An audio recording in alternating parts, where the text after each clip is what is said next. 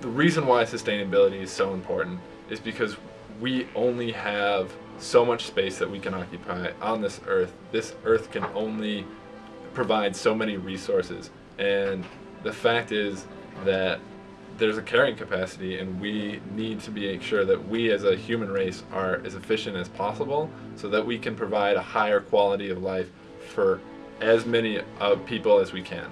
I think one of the things about sustainability that isn't often touched on is ensuring a higher quality of life and the people perspective of sustainability, and that's incredibly important, and that's part of why I think sustainability is important, because it makes the world more efficient, which means more people can have a higher quality of life.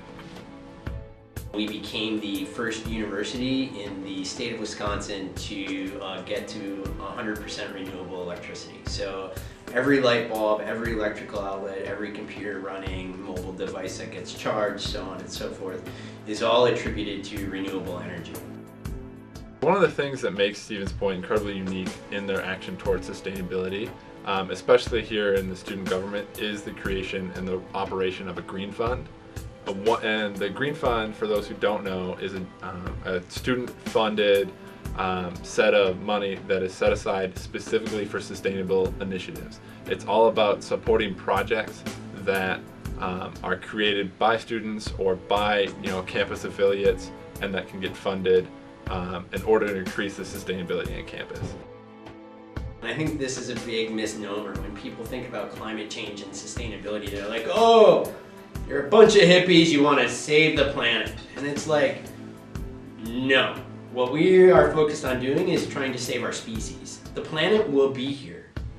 It's survived dinosaurs, it's survived being hit by asteroids. Like, the planet's not going anywhere. Chernobyl had a huge nuclear meltdown 30 years ago. There are animals living in the rivers right where that happened. Like, Mother Nature is resilient. So she's like, go ahead, humans, funk it up as much as you want. I'm not going anywhere. I'll keep trucking along. We do have a finite amount of resources, and that includes the fossil fuel resources. So I feel like it's really important to emphasize that it is going to be gradual, and we need to start doing it now, because we are running out of these resources, and we are increasing in population and in consumption. So it's really important that we just sort of try to reduce our consumption as well as increase efficiency in all ways, all across the board. What we found is that 8 out of the approximately 55 bags of material that we collected were recyclables. All of the rest went to landfill.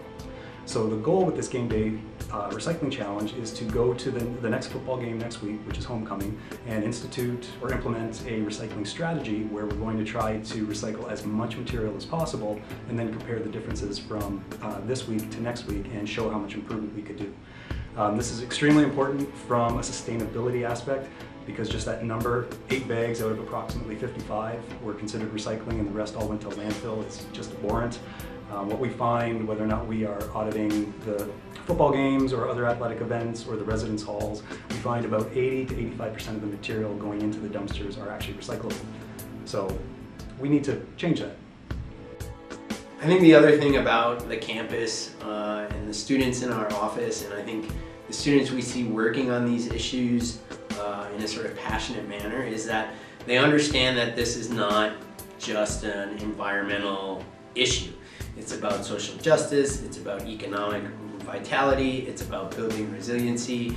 And so, we're really starting to cast a much wider net about what this looks like. And, sustainability in and of itself, the triple bottom line, which we sort of use as our foundation, I guess you would say, is only about 20 years old in theory. It was first introduced in 1997. So if you look at sort of the bigger schools of thought that have existed, like 20 years is nothing. It's in its infancy about what it can be and what it can do. So I think in a lot of regards, there's a lot of innovation and potential for change that's coming with this field.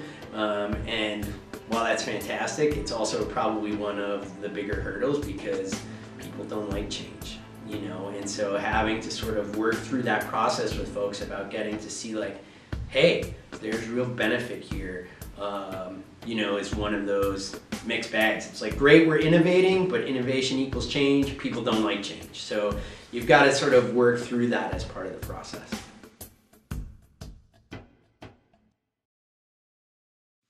For more campus, national, and world news, stay tuned to The Pointer at thepointeruwsp.com.